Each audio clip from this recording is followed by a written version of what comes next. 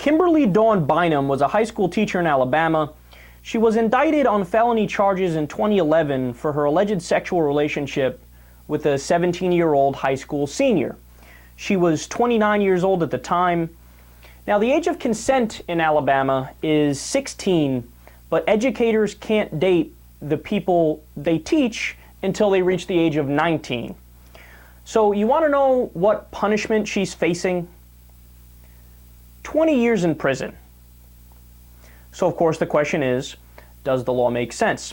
Now, look, I understand that oftentimes there's a good reason to have the laws that have to do with the power struggle. So for example, laws against bosses dating their employees or teachers against dating their students, so on and so forth. I think that all makes sense.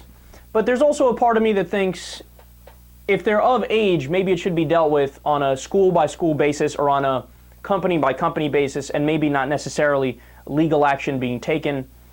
But the bigger question, I think, is should a 29-year-old be in trouble for dating a 17-year-old? Now, again, the regular age of consent in Alabama is 16. And if it wasn't student and teacher, it wouldn't be an issue at all. And the punishment is 20 years. I mean, that's a really long time. That's a harsh punishment for something like that. So maybe I'm going to be slightly controversial here. But look, I'm of the opinion that 16 should be the legal age for everything. And I'm talking everything. You should be able to fight for your country. You should be able to have a beer. You should be able to buy cigarettes. You should be able to legally buy, I think all drugs should be legal, right? So being that that's the case, I don't think this is a crime. I don't think this is something law enforcement has to get involved in.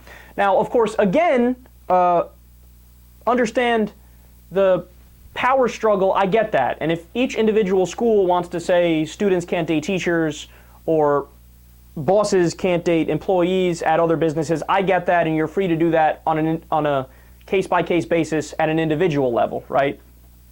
But there's a final twist in the story.